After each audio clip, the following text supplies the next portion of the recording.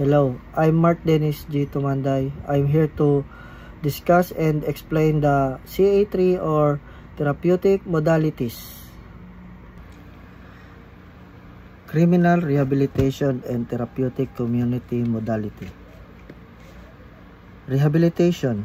According to the World Health Organization, WHO 2022, rehabilitation is defined as a set of interventions designed to optimize functioning and reduce disability in individuals with health conditions in interaction with their environment. It is an essential part of universal health coverage, along with promotion of good health, prevention of disease, treatment, and palliative care. It helps a child, adult, or other person to be as independent as possible in everyday activities and enable participation in education, work, recreation, and meaningful life roles such as taking care of family. WHO 2022. The term of habilitate comes from the Neo-Latin word habilitere, which means to train or educate for something. To rehabilitate someone would then accordingly mean to retrain or re-educate someone for something, or to try to develop his ability for something. Ang layunin ng rehabilitation ay tulungan ang mga individual na makamit ang kanilang buong potensyal, mapabuti ang kanilang kalidad ng pamumuhay, at muling makibahagi sa kanilang mga komunidad. What is a person of deprived of liberty, or PDL? The revised implementing rules and regulation of the Republic Act Number 10575, or the Bureau of Corrections Act of 2013, define person deprived of liberty. PDL, a detainee, inmate, or prisoner, or other person under the confinement or custody in any other manner. The promotion of the general welfare and safeguarding the basic rights of every prisoner incarcerated in the National Penitentiary by promoting the ensuring their reformation and social reintegration, creating an environment conducive to rehabilitation and compliant with the United Nations Standard Minimum Rules for Treatment of Prisons, UNSMRTP, is a responsibility of the state. IRR RA 10575 2016 Section 2. Sa konteksto ng Pilipinas, and PDL ay madalas na tumutukoy sa mga bilanggo o detainee na nasa ilalim ng kustodiya ng mga otoridad. Next, the Nelson Mandela Rules.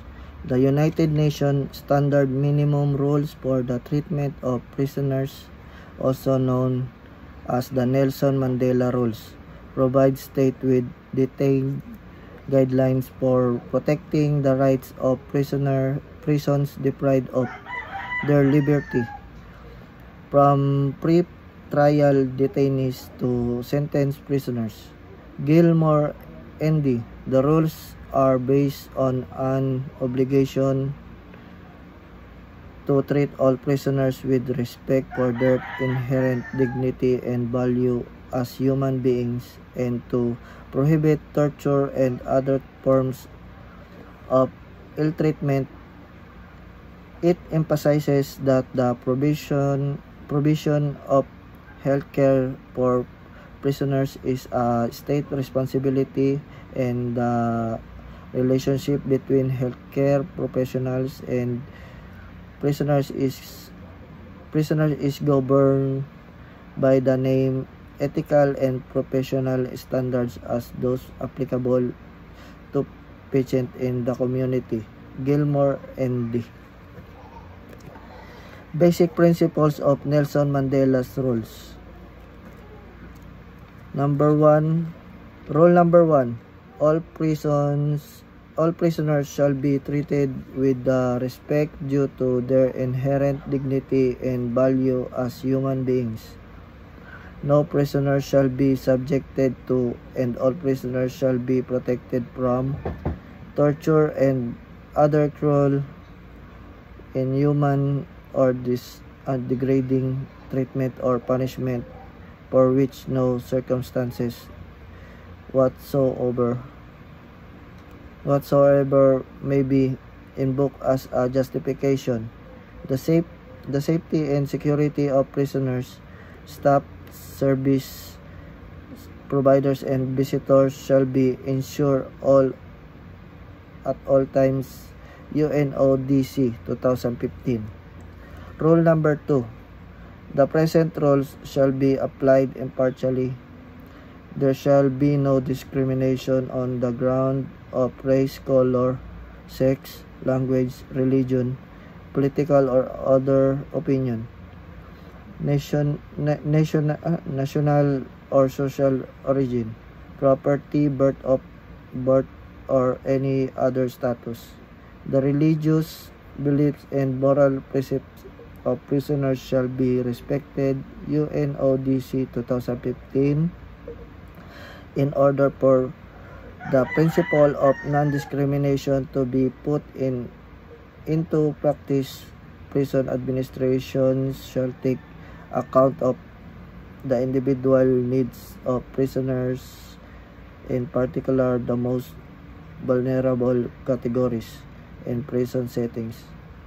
Measures to protect and promote the rights of prisoners with special needs are required and shall not be regarded as discrimination.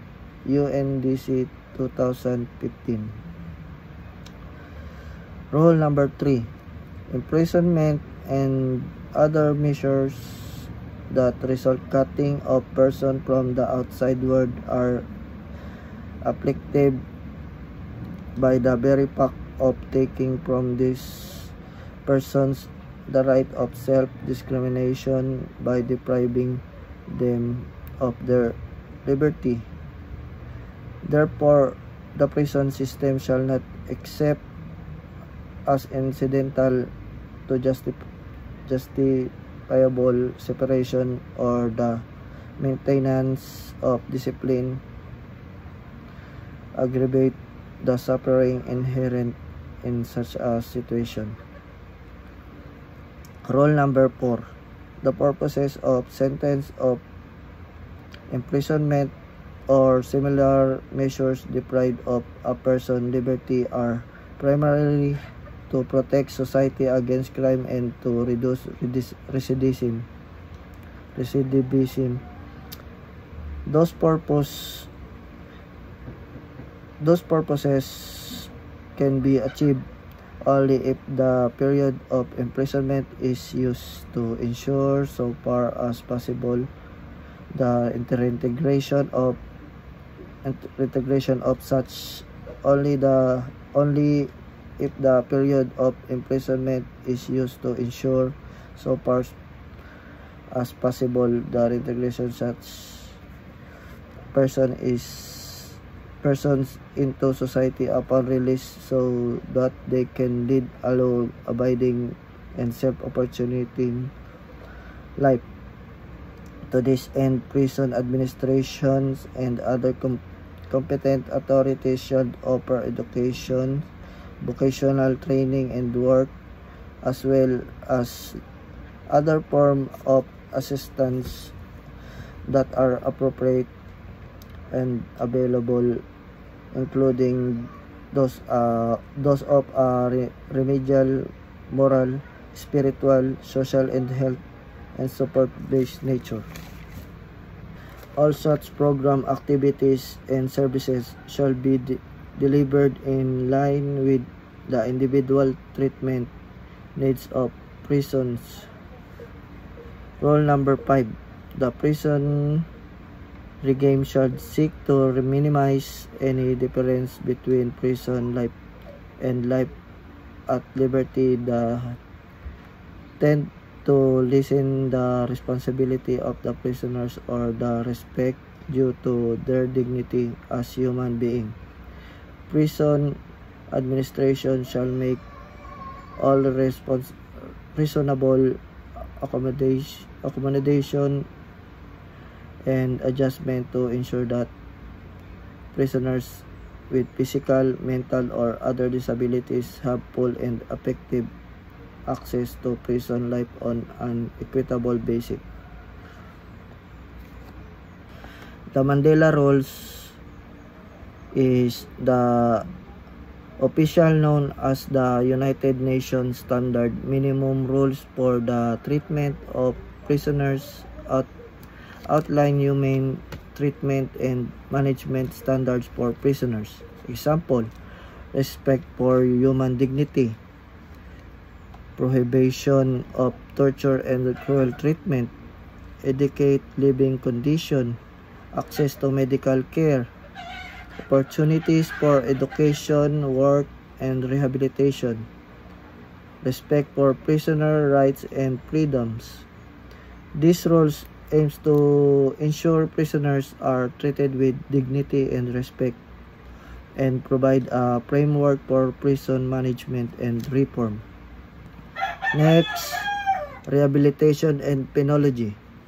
Penology, also known as penal science, is the division of criminology that concern itself with the philosophy and practice of society in its effort to repress criminal activities.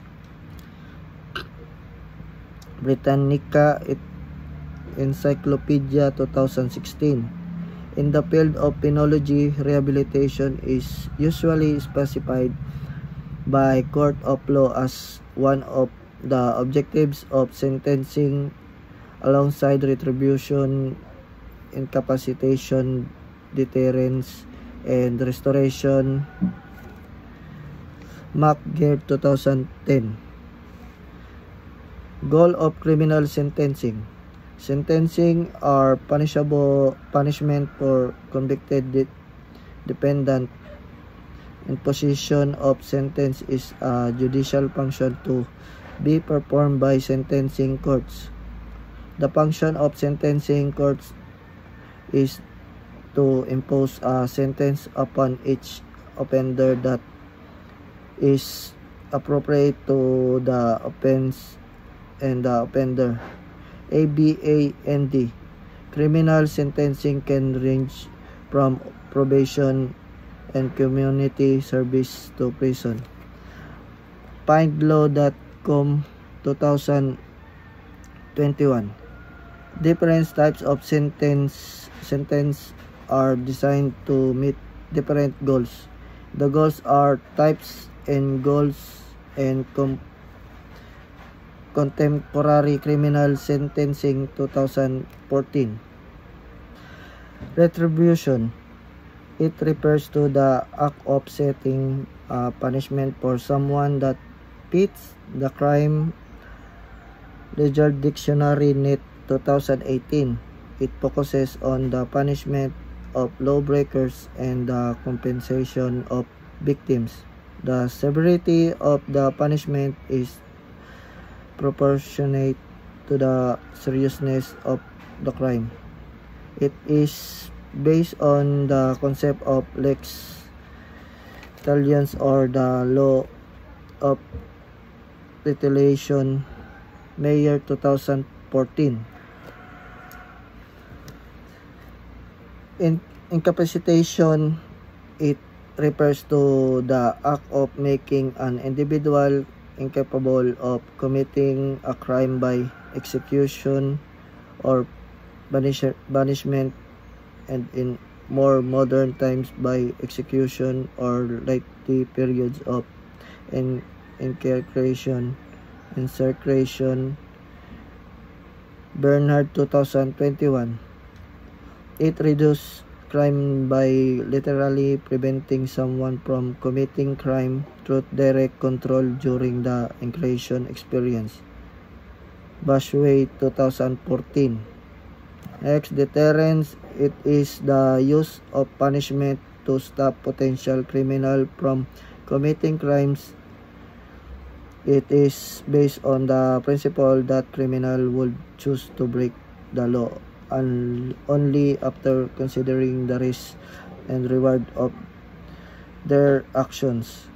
When the punishment for committing a certain crime outweighs the reward, then the criminal will not commit the crime. When the punishment is viewed as less severe than the possible rewards, offenders will be more likely to take the risk and commit a crime. Deterrence in Criminology, Definition and Theory 2017. Next, rehabilitation. It is a process of helping inmates grow and change, allowing them to separate themselves from the environmental factors that made them commit a crime in the first place. The idea is to treat each of the major contributing factors in order to help give an inmate the ability to live a crime-free life after they are released from prison. Criminal Rehabilitation Program Statistics and Definition 2021.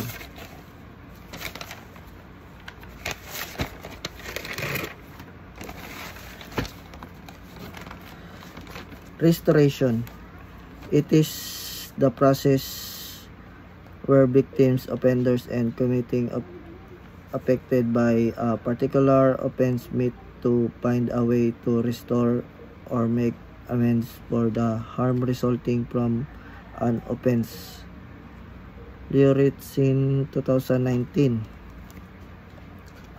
Let's break down the goals of criminal sentencing. The retribution punishment that fits the crime, focusing on justice and accountability. Incapacitation, preventing crime by restricting or removing the offender's ability to commit further crimes. Deterrence, using punishment as a warning to potential offenders, discouraging them from committing crimes. Rehabilitation, helping offenders change their behavior, addressing underlying issues, and preparing them for law-abiding life. Each goal serves a distinct purpose in the criminal justice system, aiming to balance punishment, public safety, and offender rehabilitation. Next topic is conception of criminal rehabilitation. There are 5 conceptions of rehabilitations of PDLs. They are based on its aim. Persberg and Douglas 2022. Number 1, rehabilitation as anti-recidivism. An intervention administered by a criminal justice system to offender or in response to OS offense is an instance of rehabilitation just in case. 1. It is intended to reduce the likelihood that all will reopen. 2. Other than by reducing CRO's capacity to reopen, disincentivizing reopening by zero, or incentivizing non-offender by zero. Persberg and Douglas 2022. Rehabilitation may share with incapacitation and specific deterrents that aim of preventing people from committing future crimes. So its aim is future, rather its distinctive feature lies in how it gets, not a distinctive feature that is in an this is in the main used to achieve this end.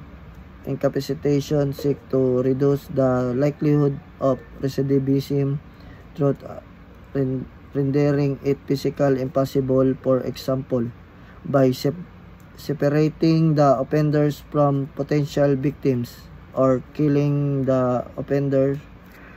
Special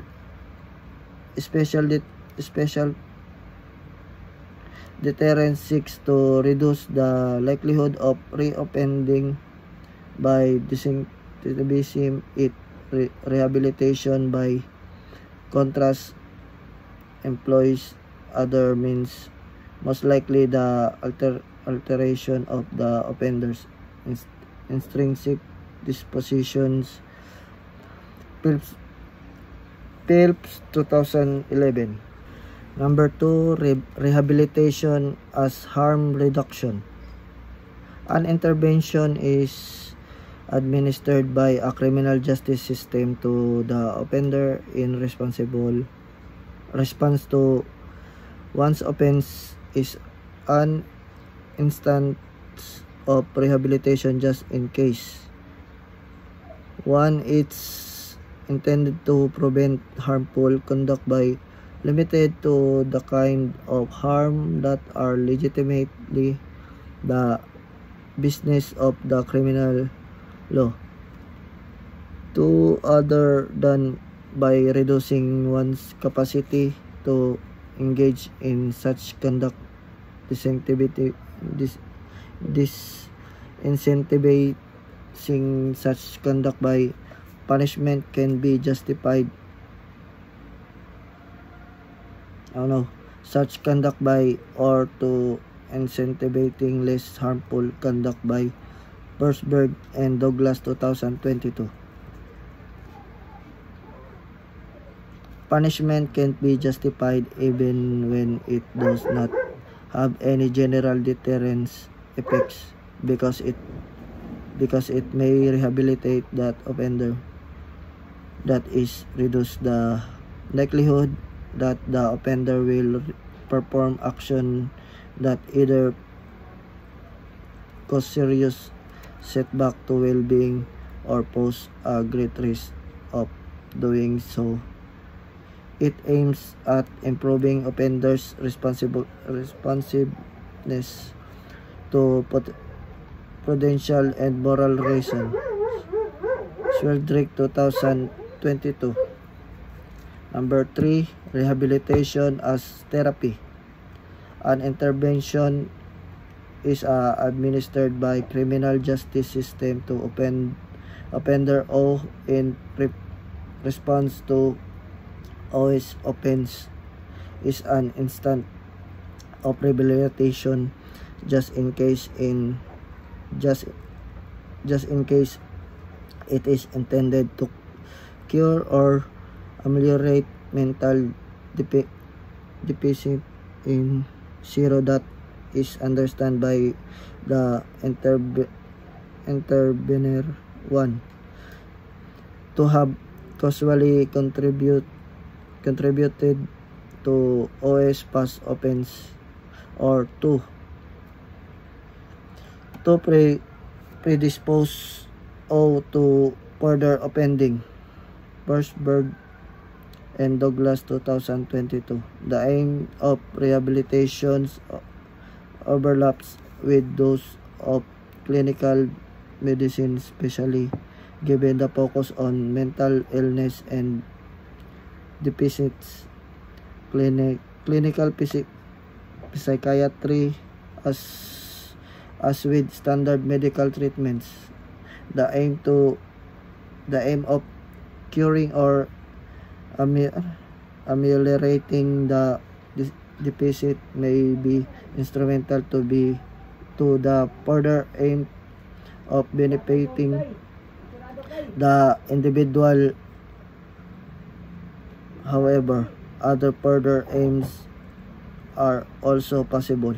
This may include, for example, preventing reoffender, protecting the public, or advancing the social good.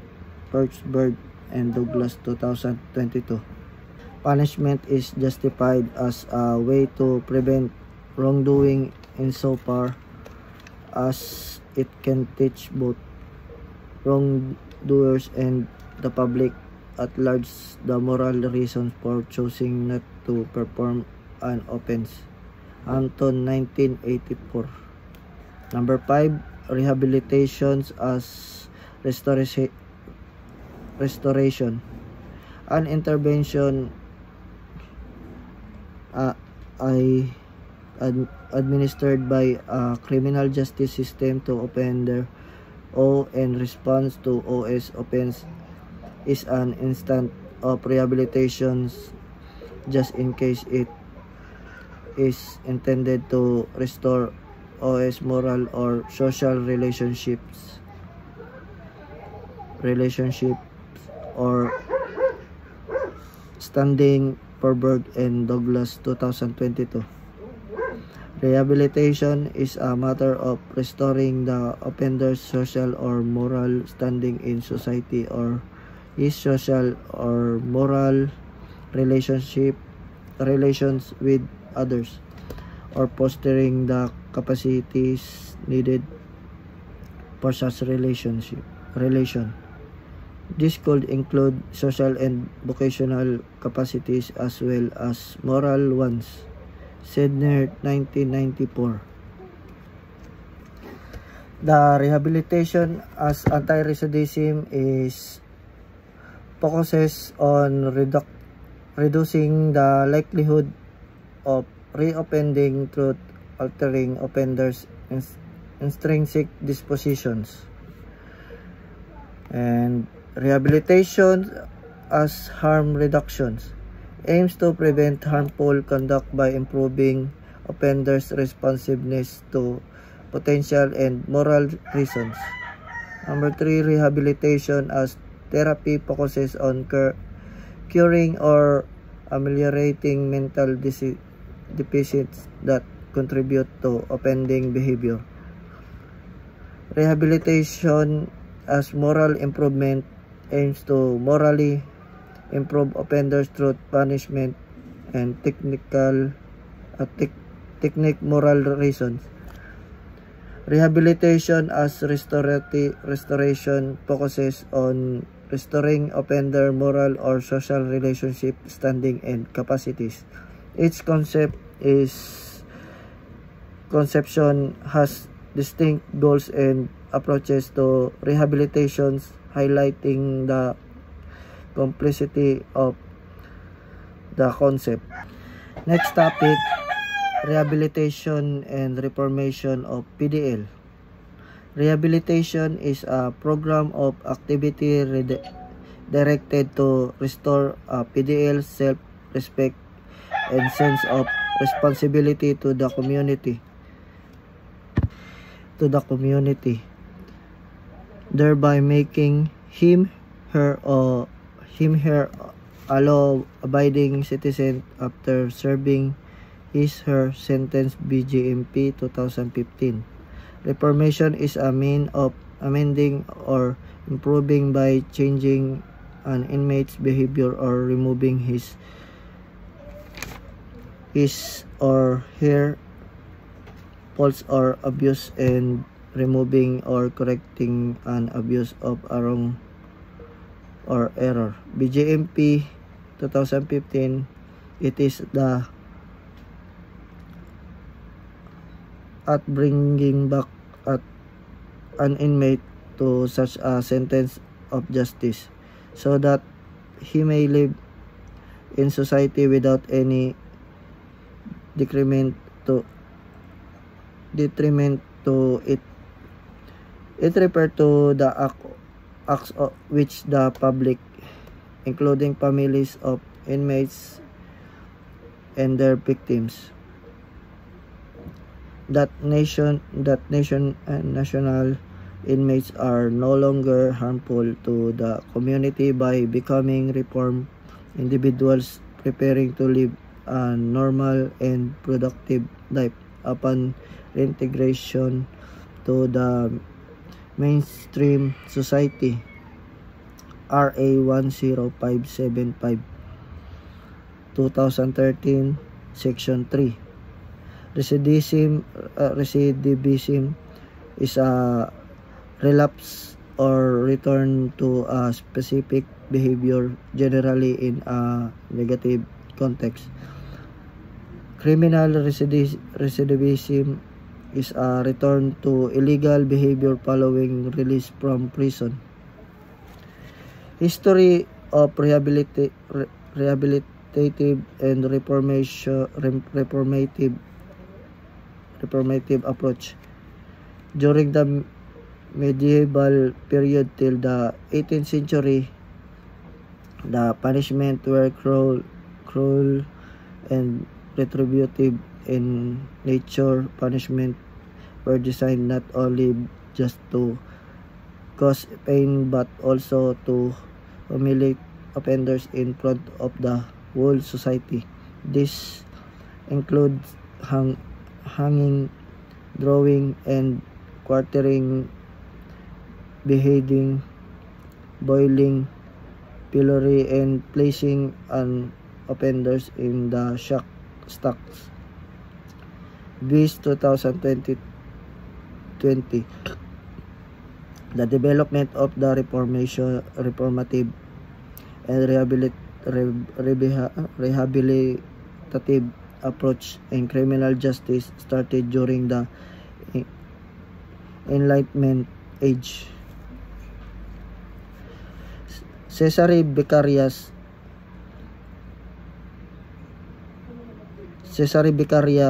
1738 and 1794 was a criminologist and economist. In the early 1760s, Beccaria helped form a society called the Academy of Pitt, dedicated to economic, political, and administrative reform. In 1764, he published his famous and influential criminology essay on crimes and punishments, biography.com.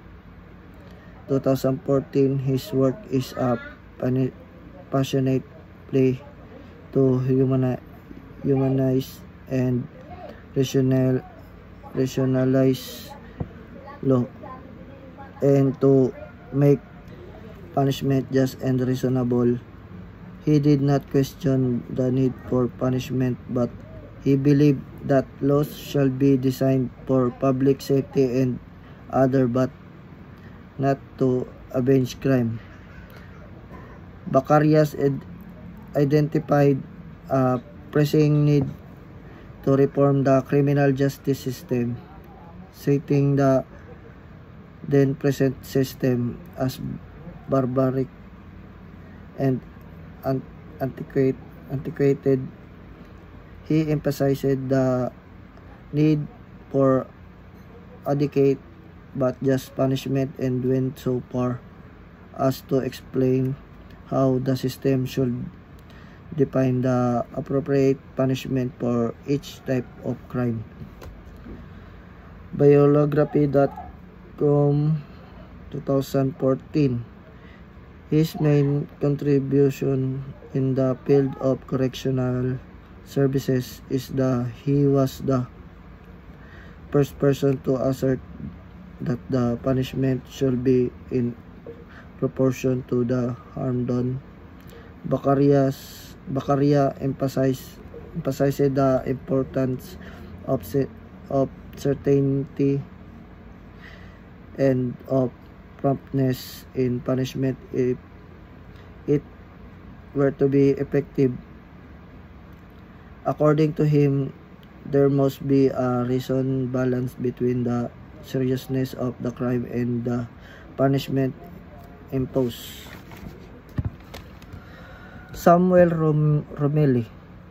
Sir Samuel Romilly in 1757 until 1818 was an English legal war reformer whose chief efforts were devoted to lessening the severity of English criminal law. Britannica Encyclopedia 2022. He devoted his life to advocating on behalf of the lower classes and worker to reform England's criminal law by abolishing capital punishment for minor crimes. He strongly criticized the doctrine of maximum severity. Sibulon Brockway. Sibulon Brockway, 1927 until 1920, was referred to as the father of prison reform and the father of American parole. Sibulon Brockway, History, Facts and Quotes, 2017. He advocates a program designed to educate the reformed prisoners rather than punishment them. He promotes indeterminate sentencing as well as the development of the precursor to the modern parole system.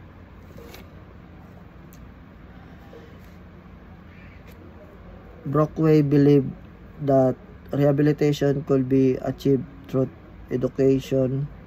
Inmates who did well in both academic and moral subjects earned early release by accumulating points. Misbehavior and poor performance in the educational courses prolonged the individual sentences.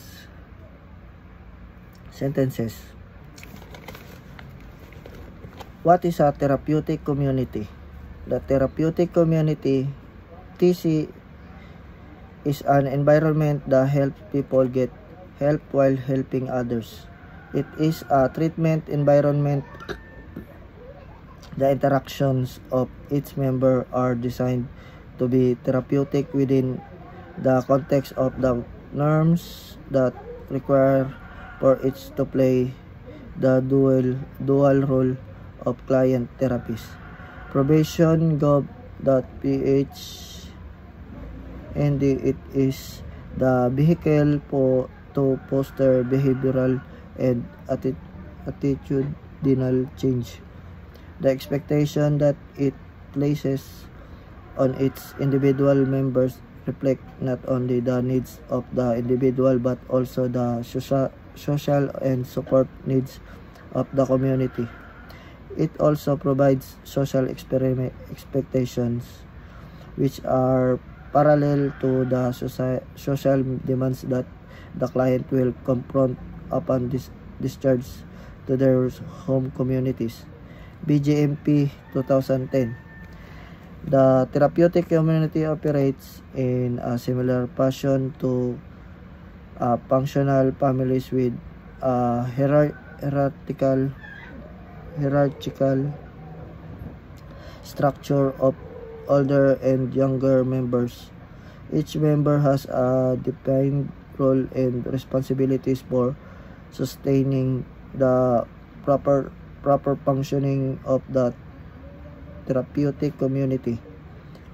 There are set of rules and community norms that members upon entry commit to live by and uphold. Probation.gov.ph. and therapeutic community modality. The Philippines is employing therapeutic community modality TCM to affect the rehabilitation and reintegration of probationers, parolees, pardonies, first-time minor drug offenders, PPA, and PDLs, BJMP 2015 as productive, law-abiding, and socially responsible members of the community. Other behavioral problems such as alcoholism, stealing, and other antisocial tendencies. PPA. It provides dynamic, mutual self-help environment in which residents transmit or reinforce one another's acceptance of and conformity with the highly structured and stringent central part of the therapeutic community structure board that has many job functions. The lines of responsibility treatment model are or chain of command of the structure board are clearly marked and must be followed. Participants will be taught the different job function as truthfully as possible so they may understand how the community operates. Next topic, BJMP Therapeutic Community Modality Program. Bureau of Jail Management and Penology. The Bureau of Jail Management and Penology, BJMP, was created to address growing concern of jail management and penology problem as one of the 5 pillars of the criminal justice system. BJMP, it referred to as the Jail Bureau and is created initially consisting of officer and uniformed members of the Jail Management and Penology Service as constituted under Presidential Decree number 765 RA 6975 1990 Section 60. Its clients are detainees accused before a court to the temporarily confirmed in such jails which undergoing investigation, waiting final judgment, and those who are serving sentences promulgated by the court 3 years and below.